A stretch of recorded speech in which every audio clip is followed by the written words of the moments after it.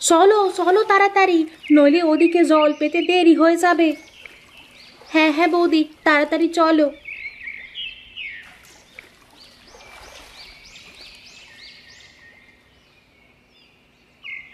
কোথায় যাচ্ছ তোমরা? বৌমা, সেসব কথা পরে হবে, আগে চলো তাড়াতাড়ি, নয়তো আজ সারাদিন জল না খেয়ে কাটাতে হবে।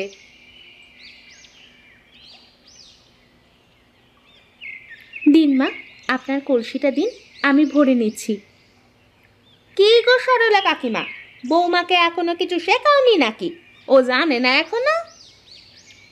আসলে বেশি দিন বিয়ে হয়নি তো, এত কিছু বলা হয়নি এখনো। বাছা, তুমি সরে যাও মা, তোমার শাশুড়িকে জল নিতে দাও তাড়াতাড়ি। এই জল আর খুব বেশিক্ষণ নেওয়া যাবে না কো। কি, কেন, সব তোমার শাশুড়ি তোমাকে পরে বুঝিয়ে দেবেন।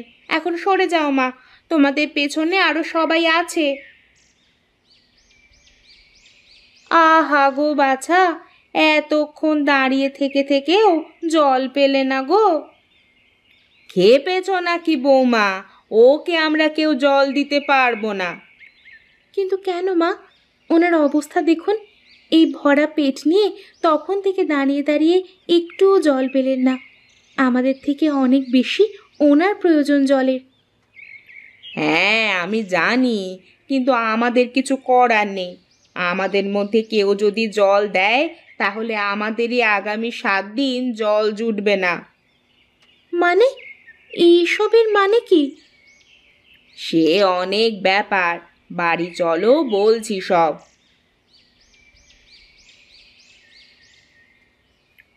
বৌমা, কলসি দুটো রান্নাঘরে রেখে এসো বরং, আর পারলে একটু চা করো তো।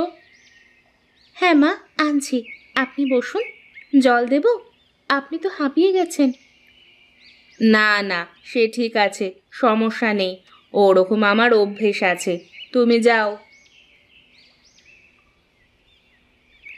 আমি জানি তোমার মাথায় অনেক প্রশ্ন ঘুরছে। এসব কি, কেন, এরকম অদ্ভুত ব্যাপার স্যাপার কেন ঘটছে, তাই তো? না মা, আসলে সব কিছুর ওপরে আমার মিনতির ব্যাপারটা খুব খারাপ লাগছে। ও তো একা নেই, ওর শরীরে অন্য একটা প্রাণ আছে। সেখানে দেখে জল দেওয়া নিয়ে এত সমস্যা, এটা ঠিক মেনে নিতে পারছি না। হ্যাঁ জানি বৌমা, কিন্তু কি বলো তো, একদিন জল না খেলে ওর হয়তো কষ্ট হবে ঠিকই, তবে ওর প্রাণ সংশয় কিন্তু হবে না। কিন্তু আজ যদি আমরা কেউই ওকে জল দিতাম, তবে কিন্তু ওর প্রাণ সংশয় ঘটতে পারত। কিন্তু কেন, কি হয়েছিল মা? শোনো তাহলে, আমার শাশুড়ি মা আর দিদা শাশুড়ির থেকে শোনা এই গল্প। এক ভোরে একজন ক্লান্ত পরিশ্রান্ত জাদুকর আসে পাথুরে একটা গ্রাম, জলকষ্ট অন্ন কষ্টে ভরা। ক্লান্ত জাদুকর একটা বাড়ির সামনে এসে অজ্ঞান হয়ে যায়। সেই বাড়িতে একটা ছোট্ট মেয়ে তার বাবার সাথে থাকত। মেয়েটি বেরিয়ে আসে, সে ওই জাদুকরের সেবা শুশ্রূষা করে জাদুকরকে সুস্থ করে তোলে। মেয়েটিকে আস্তে আস্তে জাদুকর খুব ভালোবেসে ফেলে।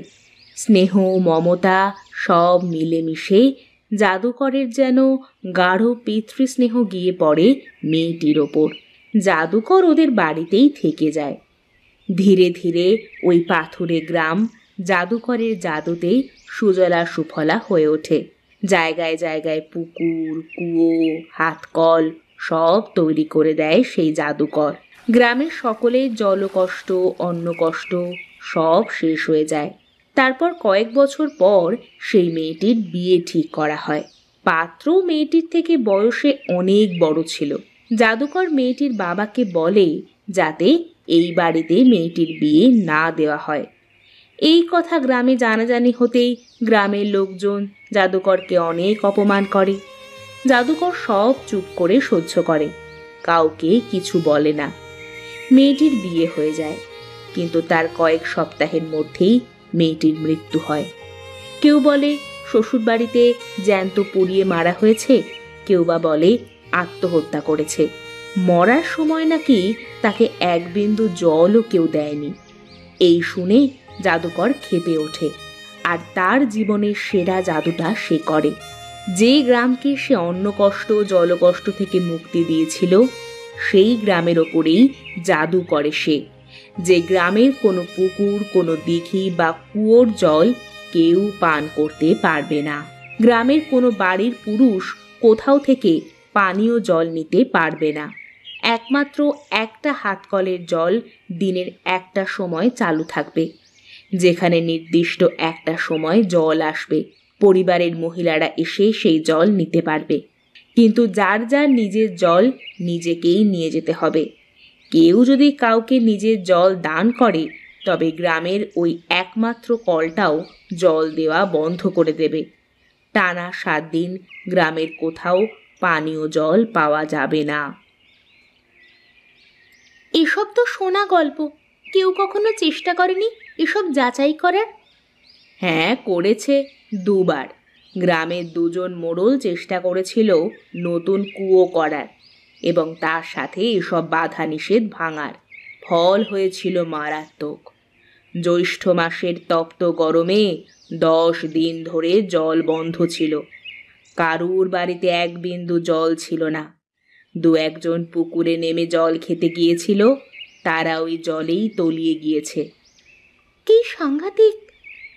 সেজন্যই বলছি বৌমা, এ গ্রামে এসব নিয়ে কখনো কথা বাড়িও না, তাতে ফল ভালো হয় না। আচ্ছা মা, এই দুর্গতি থেকে মুক্তির কি কোনো উপায় নেই? হ্যাঁ, আছে। কি উপায়? সেই মেয়েটির বাড়ির সামনে একটা কল ছিল। কোনো পূর্ণিমার রাতে জন্ম নেওয়া মেয়ে পূর্ণিমার রাতেই যদি ওই কলের কাছে এসে ওই কলের জল পান করে, তবে এই গ্রামে আবার সব ঠিক হয়ে যাবে। তবে ওই মেয়েটির বয়স আগে 13 মাস হতে হবে। তাহলে আজ অবধি কেন হয়নি? কারণ আজ অবধি সেরকম কোনো রাতে কোনো মেয়ে জন্মগ্রহণ করেনি, তাই এই জন্মগ্রহণ স্বাভাবিকভাবেই হতে হবে, তবেই সম্ভব, নচেত নয়। আর আজ অবধি অনেকেই চেষ্টা করেছে, কিন্তু কেউই এখনো সফল হয়নি। সবাই বলে ওই জাদুকর নাকি আজও তার মেয়ের জন্য অপেক্ষা করে রয়েছে।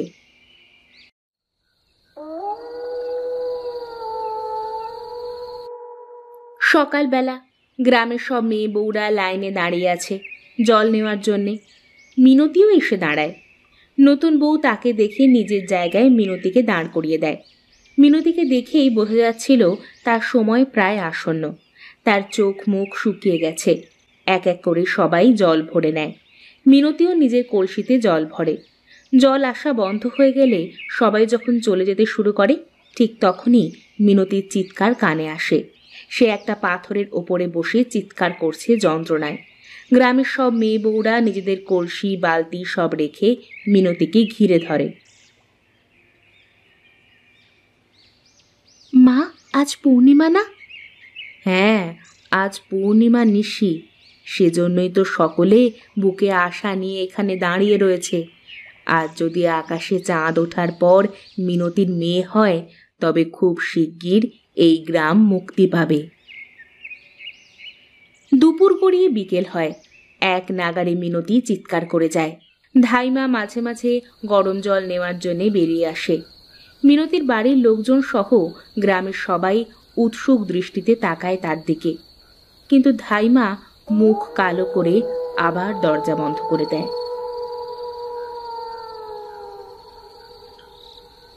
মেয়ে হয়েছে, সবাই শুনে হই হই করে ওঠে।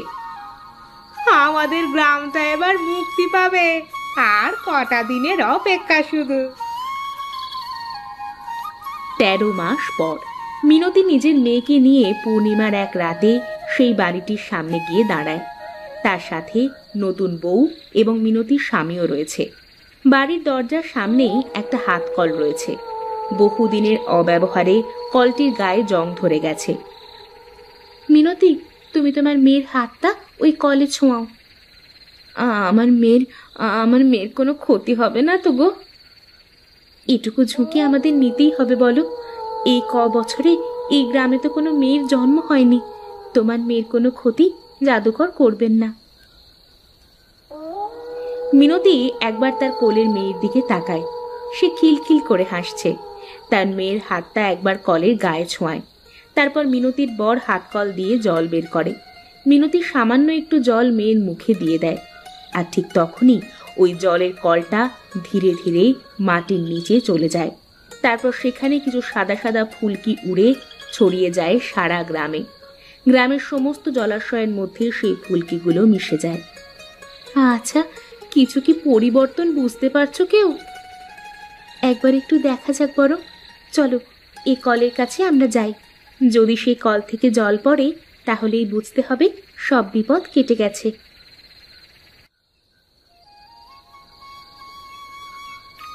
হ্যাঁ, জল পড়ছে।